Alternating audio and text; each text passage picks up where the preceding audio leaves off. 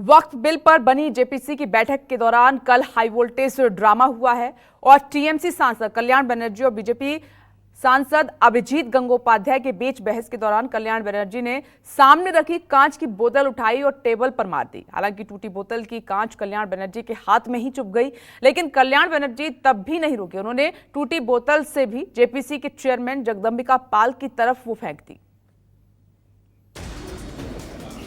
दादा घायल कैसे हो गए?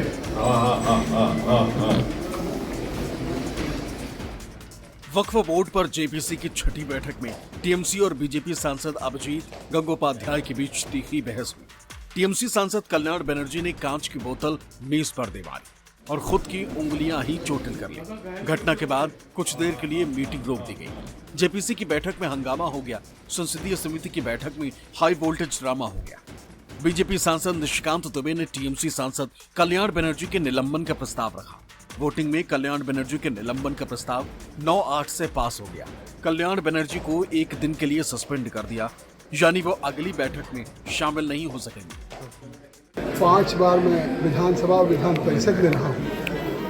पिछले 40 वर्ष के संसदीय जीवन में तमाम मैं कमिटीज का चेयरमैन भी रहा हूँ, चाहे उत्तर प्रदेश की असेंबली में या पार्लियामेंट में। हम लोगों के कहीं भी मतभेद हो सकते हैं, लेकिन आज जो घटना हुई है, ऐसी घटना की तो हम कल्पना भी नहीं कर सकते कि इस तरह से कोई मेंबर ऑफ पार्लियामेंट चेयरमैन के ऊपर ये भी नहीं कि केवल बोतल फेंक दिया, बोतल को तोड़ा और इसके बाद उस बोतल को जिस तरह फेंका और मेरे सामने आके गिरा। मुझे लगता है कि कल कोई रिवॉल्वर लेके आ जाए, मेंबर को प्रिविलेज है। इस तरह की घटना में मैं तो कितना आहत हूँ, अन्यथा शायद तब बहुत भारी मन से फैसला लिया है। बीजेपी सांसद जगदंबिका पाल की अध्यक्षता वाली जेपीसी रिटायर्ड जजों और वकीलों की एक टीम के विचार सुन रही थी। इसी दौरान विपक्षी सदस्यों ने सवाल किया कि विधेयक में उनकी क्या हिस्सेदारी है। कल्याण बनर्जी अपनी बारी से पहले बोलना चाहते थे, लेकिन बीजेपी सांसद अभिजीत गंगोपाध्याय ने उन्हें टोका। फिर क्या था, गुस्से से तमतमाए कल्याण बनर्जी ने बोतल उठाई और मेज पर पटक दी। कांच कल्याण बनर्जी के हाथ में चुभ गया। इसके बाद उन्होंने टूटी बोतल चेयरमैन की ओर फेंक दी। एआईएमआईएम सांसद असदुद्दीन ओवैसी और आप सांसद संजय सिंह ने घायल कल्याण बनर्जी का प्राथमिक उपचार कराया, जहां कल्याण बनर्जी के हाथ में 4 टांके लगे। दादा घायल कैसे हो गए?